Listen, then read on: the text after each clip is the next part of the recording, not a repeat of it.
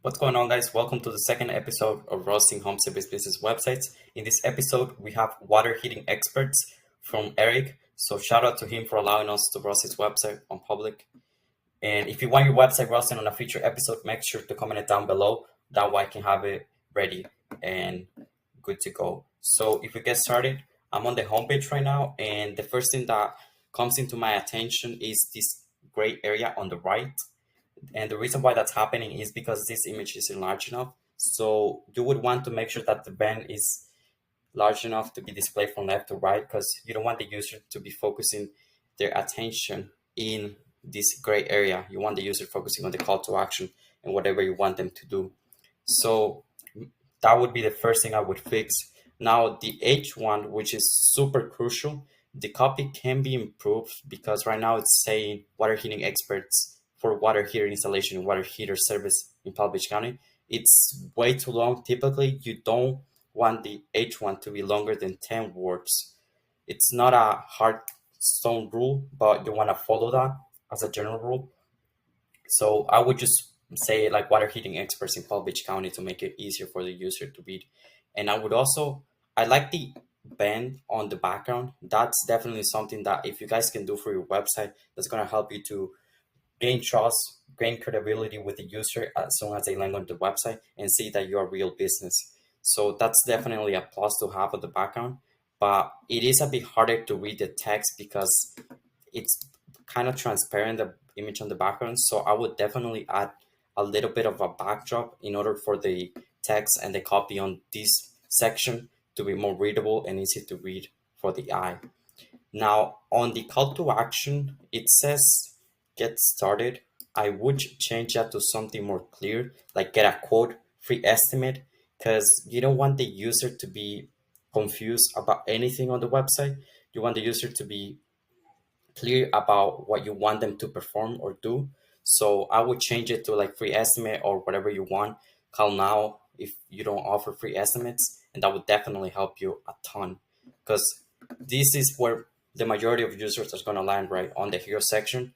The majority of the users are going to see this and automatically determine if they're going to keep scrolling down or not in like a matter of seconds. So you want to have it as optimized as possible.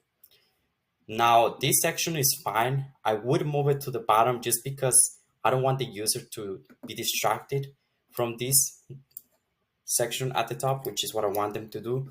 So I like this section because it clearly, it's focusing on the user. So I would just move it a little bit to the bottom and make sure that the design is consistent. So you can see we have two lines here, one line here, two lines here, and one line there. So just adding some more padding in the boxes and maybe adding a button so it's clear that the user can click on it and go to another page. Now, if we keep scrolling down, you'll notice that this section is hidden when you scroll down. So to kind of give an example, you don't want, the reason why this happens is because you want the text to be more at the bottom. So you can see when I scroll, I like this section. So what I would do is something similar to what we have on the Striker Digital website. So if we scroll to the bottom, you can see that this section here is clearly readable once we scroll the testimonials down below. So I would definitely make sure to fix this because it looks a little bit unprofessional when you can read the text here. It's being covered by the navbar at the top. Now, if we move down below, you can see this image is very pixelated. So I like that it's showing the equipment, it's showing team members. That's really key. But what you want to do is have the images look very professional and not pixelated. This image, the problem was probably it was very compressed. So I would just make sure it's high quality. You can have images that are high quality while being compressed to maintain the high speed on the website. So you just need to do it on the right way, right? So use the right formats. I recommend WebP or AVIF, and that'll be good to go. So this is a great section. Only the image that's pixelated is what's hurting you.